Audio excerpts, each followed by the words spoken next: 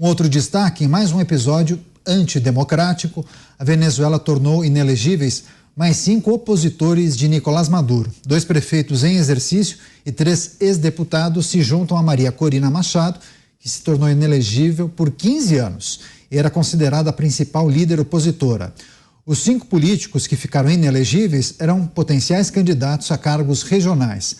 Após a eleição presidencial deste ano, a Venezuela deve realizar votações para prefeitos e governadores no ano que vem.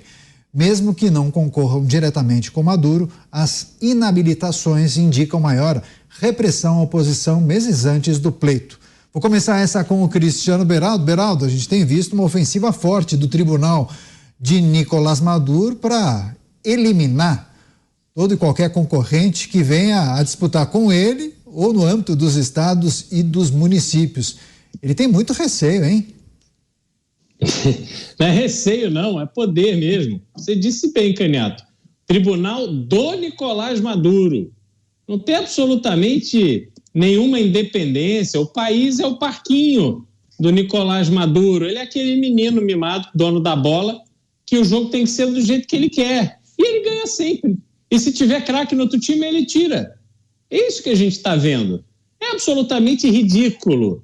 É uma situação onde você vai ver todo dia tem alguma iniciativa para simplesmente aniquilar qualquer possibilidade de um voto alternativo. Porque independente do candidato, a situação na Venezuela ela é tão grave, tão ruim, que qualquer outro é melhor do que Nicolás Maduro. Ele sabe disso, por isso ele não quer correr risco. Então isso é uma palhaçada, isso é um absurdo, mas continua sendo um exemplo de onde uma pátria que menospreza o termo democracia pode chegar. E não é esse tipo de ameaça democrática que alguns querem dizer que existe. O que ameaça verdadeiramente a democracia é destruirmos os pilares que sustentam a harmonia institucional necessária a qualquer país verdadeiramente democrático no mundo. Programas Pingos nos Is, destacando uma notícia que chega da Venezuela, Nicolás Maduro tornando mais 5 opositores inelegíveis. Agora, Mota, eu fico pensando no cidadão comum, né, no venezuelano, que olha para essa situação e se questiona quando isso vai acabar. É como eu falei aqui há pouco, né, Canhato? Para os amigos tudo, para os inimigos a lei, especialmente a lei eleitoral. Não existe forma melhor de você vencer o seu adversário político do que impedindo ele de jogar. E quando as leis são muitas, são complicadas, quando quem aplica a lei é nosso amigo, retirar adversário do jogo é muito fácil. É sempre uma estratégia utilizada pelas ditaduras. Segundo informações da mídia, né, nos últimos anos, esse tipo de sanção tem sido praticado de forma sistemática e vem atingindo líderes com ampla popularidade. É lógico que nós estamos falando da Venezuela, mas poderíamos muito bem estar falando de outros países no mesmo continente. O regime de Nicolás Maduro que irá promover eleições em julho, delegado Palombo, só que sem opositores. E tem muito político aqui no Brasil que fala que lá é uma democracia. É um narcotraficante que acaba com seus opositores, ou prende ou manda matar, cujo exército, os generais envolvidos no narcotráfico, Loçóis, que inclusive essa droga passa pelo Brasil, acusado de envio de 200 a 300 toneladas de droga aos Estados Unidos, prisão decretada lá com recompensa de 15 milhões de dólares, e aqui ele é recebido com um tapete vermelho. Eu espero que o Brasil mude a sua posição, a forma de olhar este país aí que oprime cada vez mais os pobres. 94% da população vive em extrema miserabilidade. Ele não pode ser visto aí como um democrata. Ele é um ditador narcotraficante que deveria estar preso e não no comando de um país como a Venezuela. Agora, olhando para esse cenário na Venezuela, Beraldo... antes tem o José Maria. Desculpa, Zé. Achei que eu já tivesse feito a rodada completa. Zé, então só as reflexões sobre mais essa ação de Nicolás Maduro, 5 opositores inelegíveis. Desse jeito, né, Zé? A gente vai trazer notícias sobre a Venezuela todo dia. É engraçado que eu começo a desconfiar que a eleição na Venezuela será séria, né? Me refiro à contagem dos votos, porque eu não acreditava nisso. Eu acreditava que ele podia deixar qualquer um candidatar e ele fazia a contagem dos votos, para você ter uma ideia da loucura que é o país. Mas não, se ele está com medo de alguém, significa que vai contar os votos, né? E tomara que ele leve uma boa saraivada de votos nulos, né? Porque aí os votos nulos podem ser superiores aos votos dele e a gente fica sabendo que o rei está nu, né? Se ele vai contabilizar, eu não acredito nisso, mas se ele está com medo dos adversários, significa que ele não domina o passo seguinte, que é a contagem e apuração das eleições. É um absurdo, né? E o mais estranho é que alguém possa dizer que se trata de uma eleição. Não é uma eleição. Uma eleição, ela tem que ser transparente, ela tem que ser programada, né? Não pode ser convocada, acorda, a gente sabe que eu decidi fazer uma eleição? Não, não é assim. É preciso ter critérios, ter regras e regras com projeção antiga. Então, é uma tentativa dele de colocar um pouco de brilho na imagem, dizendo, olha, eu sou popular, estou aqui no poder porque o povo me quer, mas todo mundo sabe que isso não é verdade. Agora, Beraldo, eu ia fazer um questionamento para você. Diante desse cenário, a gente tem trazido destaque sobre o regime de Nicolás Maduro nos últimos meses e são situações extremamente complicadas, sobretudo pensando na pessoa que mora ali, né? Agora, diante disso, em quais situações nós poderemos ver os Estados Unidos entrando em cena para mudar essa situação?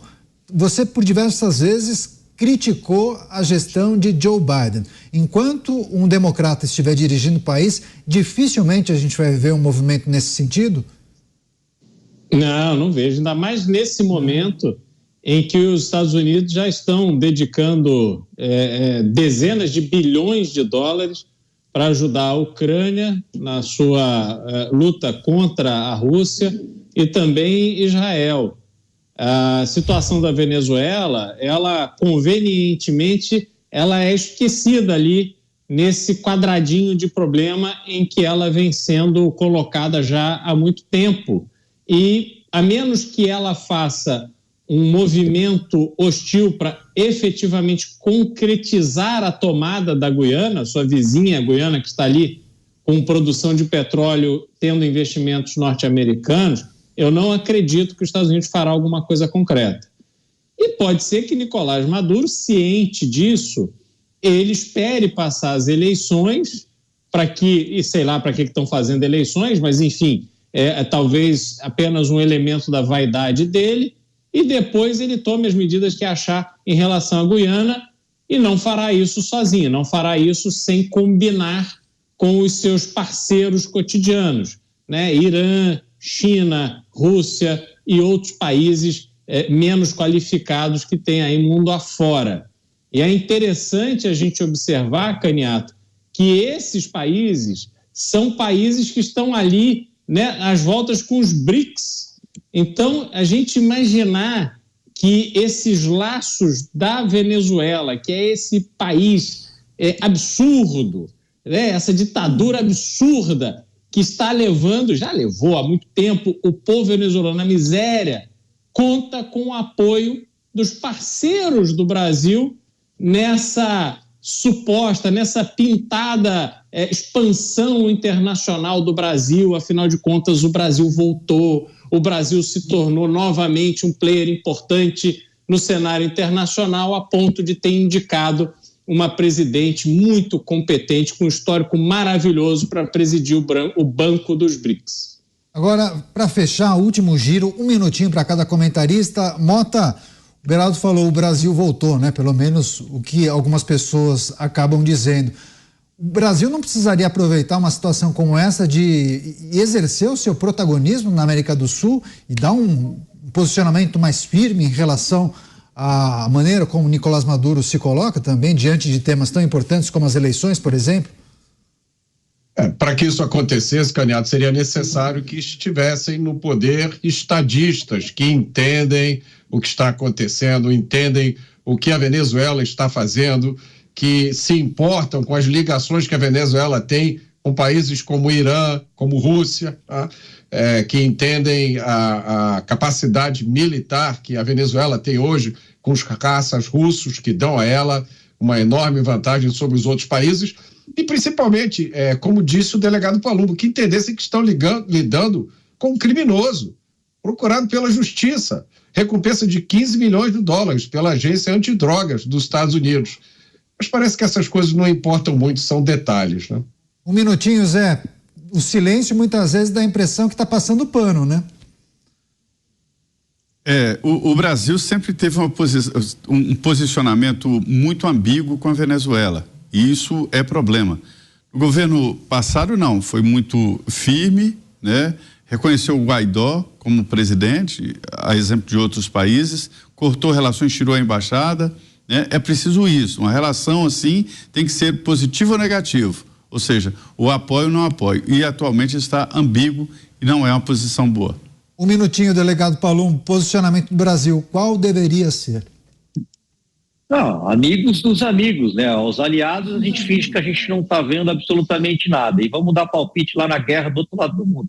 Mas aqui do nosso lado, que o povo sofre muito, muito mesmo, eles realmente se calam, recebe com tapete vermelho, esse ditador vem para o Brasil, segurança dele, ou sei lá, de quem dá um soco numa repórter, e fica tudo por isso mesmo, sem contar os milhares, bilhões, né, de reais que eles devem para o Brasil e que não vão pagar jamais.